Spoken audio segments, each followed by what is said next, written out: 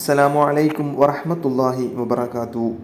ഗസാനിലെ പൗരപ്രമുഖനായിരുന്നു ശുറഹ്ബീൽ. ബസറായിലെ ഗവർണറെ ഇസ്ലാമിലേക്ക് ക്ഷണിച്ചുകൊണ്ടുള്ള കത്തുമായി പോയ ദൂതനായിരുന്നു ഹാരിസ് ബിൻ ഉമൈർ റളിയല്ലാഹു അൻഹു. ഈ ദൂതനെ ശുറഹ്ബീൽ വധിച്ചു കളഞ്ഞു. ഇതിന് പ്രതികാരമായിട്ടാണ് മുഅത്ത യുദ്ധം നടന്നത്.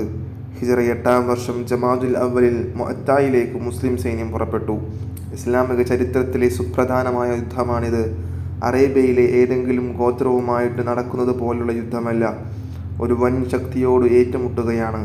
സെയ്ദ് ബിൻ ഹാരിസ് റളിയല്ലാഹു അൻഹു ആണ് സൈന്യത്തെ നയിക്കുന്നത്. 3000 അംഗങ്ങളാണ് സൈന്യത്തിലുള്ളത്. വളരെ വികാരഭരിതമായിരുന്നു അവരുടെ യാത്രയപ്പ്.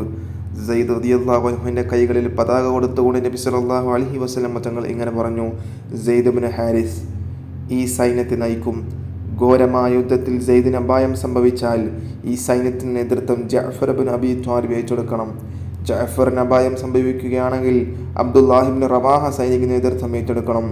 അദ്ദേഹത്തിന് അപായം സംഭവിച്ചാൽ ഒരു നേതാവിനെ തിരഞ്ഞെടുക്കണം. 3 സൈന്യാധിപന്മാരെ പ്രവാചകൻ സല്ലല്ലാഹു അലൈഹി വസല്ലം തങ്ങൾ തന്നെ നിയോഗിച്ചിരുന്നു.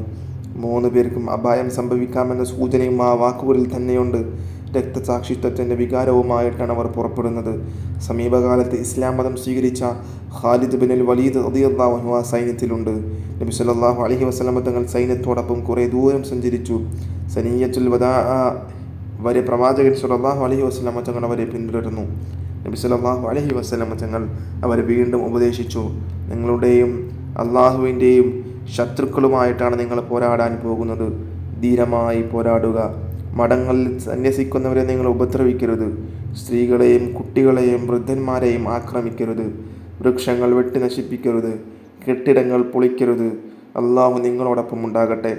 സെയ്ദ് റളിയല്ലാഹു അൻഹു, ജഅഫർ റളിയല്ലാഹു അൻഹു, അബ്ദുല്ലാഹി ഇബ്നു റവാഹ റളിയല്ലാഹു അൻഹു എന്നിവർ പ്രവാചകൻ സല്ലല്ലാഹു അലൈഹി വസല്ലം തങ്ങളെ നോക്കി സലാം ചൊല്ലി സൈന്യം നീങ്ങി.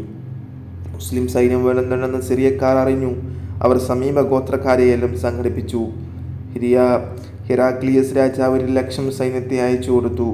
ഗോത്രക്കാരെല്ലാം കൂടി 1,00,000-ൽ പരം സൈന്യത്തെ അയച്ചു. ഏതാണ്ട് 2.5 ലക്ഷത്തോളം വരുന്ന വൻ സൈന്യത്തെ നേരിടാൻ സെയ്ദ് ബിൻ ഹാരിസ് റളിയല്ലാഹു അൻഹുവിൻ്റെ നേതൃത്വത്തിലുള്ളത് 3000 പേരടങ്ങുന്ന സൈന്യം. എന്ത് ചെയ്യണമെന്നറിയാതെ മുസ്ലിം സൈന്യം അല്പം വിഷമിച്ചു. പ്രവാചകൻ സല്ലല്ലാഹു അലൈഹി വസല്ലം തങ്ങളെ വിവരം അറിയിക്കാം. ശത്രുക്കളുടെ എണ്ണം എത്രയോ ഇരട്ടിയാണെന്നറിയാം. പോഷക സൈന്യത്തെ അയച്ചു തരും. അങ്ങനെ ഒരാലോചന. രണാങ്കണം അവിടെ എത്തിക്കഴിഞ്ഞു. നീ ആലോചിച്ചിട്ട് കാര്യമില്ല. പ്രവാചകൻ സല്ലല്ലാഹു അലൈഹി വസല്ലം തങ്ങൾ വ്യക്തമായ നിർദ്ദേശങ്ങൾ നൽകിയിട്ടുണ്ട്. അതനുസരിച്ച് പ്രവർത്തിച്ചാൽ മതി. മുസ്ലിങ്ങൾ ഇത്രയും വലിയൊരു സൈന്യത്തെ ഇതിനു മുമ്പ് നേരിട്ടിട്ടില്ല. മലവെള്ളം പോലെ പരന്നു കിടക്കുകയാണ് ശത്രു സൈന്യം. പ്രവാചകനാണെങ്കിൽ കൂടെയില്ല. എന്ത് വേണം? പ്രവാചകരുടെ വാക്കുകൾ അക്ഷരം പ്രതി പാലിക്കുക. ഒന്നുകിൽ വിജയം, അല്ലെങ്കിൽ വീര രക്തസാക്ഷിത്വം. ബദറിൽ 313 പേർ 1000-ഓളം ആളുകളെ നേരിട്ടു. ശത്രുക്കൾ 3 ഇരട്ടിയാണ്. ഇവിടെ എത്രയോ ഇരട്ടിയാണ്. ഒരു മുസ്ലിം ഭടൻ 80-ൽ പരം ശത്രുക്കളെ നേരിടണം. വിചിത്രമായ അനുപാതം. സത്യവിശ്വാസികളുടെ മനസ്സുകൾ ഭക്തി നിർഭരമായി. സർവവും അള്ളാഹുവിൽ അർപ്പിച്ചു. ജീവിതവും മരണവും. പിന്നെ ഒരു മുന്നേറ്റം. അല്ലാഹു അക്ബർ, അല്ലാഹു അക്ബർ. വൻ ശത്രു സൈന്യത്തിൻ്റെ മധ്യത്തിലേക്ക് അവർ പാഞ്ഞു കയറി. പടവാൾ വീശിക്കൊണ്ട് മിന്നൽ വേഗത്തിൽ മുന്നേറുന്നു. സെയ്ദ് ബിൻ ഹാരിസ് റളിയല്ലാഹു അൻഹു നബി സല്ലല്ലാഹു അലൈഹി വസല്ലം തങ്ങൾ നൽകിയ പതാകയുമായി അതിവേഗം മുന്നേറിക്കൊണ്ടിരിക്കുന്നു. നിരവധി ശത്രുക്കളെ വെട്ടിവീഴ്ത്തി. ശത്രുക്കൾ കുന്തങ്ങളുമായി പാഞ്ഞെടുത്തു. ആ പുണ്യ ശരീരത്തിൽ ആഞ്ഞുകുത്തി. കുന്തം കൊണ്ടുള്ള നിരവധി കുത്തുകൾ, മാരകമായ മുറിവുകൾ. രക്തത്തിൽ കുളിച്ചു. ശക്തി ക്ഷയിച്ചു. ശരീരം തളർന്നു. കുഴഞ്ഞു വീഴുകയാണ്.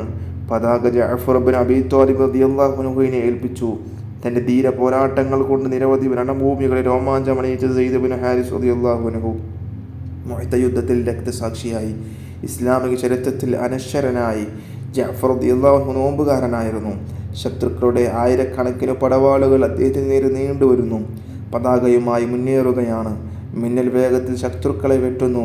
വലത് കൈയിൽ പതാക ഉയർത്തിപ്പിടിച്ചുകൊണ്ട് ആ കൈക്ക് വെട്ടേറ്റു. സർവശക്തിയും ഉപയോഗിച്ചാണ് ക്രൂരനായ ശത്രു വെട്ടിയത്. ക്രൂരനായ ശത്രുവിൻ്റെ വെട്ടുകൊണ്ട് കൈക്ക് മുറിയായി. വലത് കൈ അറ്റുതൂങ്ങിപ്പോയി. പെട്ടെന്ന് പതാക ഇടത് കൈയിലേക്ക് മാറ്റിപ്പിടിച്ചു.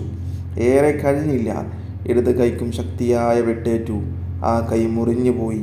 പതാക താഴെയിട്ടില്ല. കക്ഷത്ത് ഇറക്കി പിടിച്ചു. കൈകളില്ലാത്ത ശരീരത്തിൽ തുരുതുരാ വെട്ടുകൾ വീണു. ഒരു മനുഷ്യ ശരീരം വെട്ടി നുറുക്കപ്പെടുന്നു. ശക്തി ചോർന്നു പോയി. താഴെ വീഴും മുമ്പേ പതാക അബ്ദുല്ലാഹി ഇബ്നു റവാഹ റളിയല്ലാഹു അൻഹുവിന് കൈമാറി.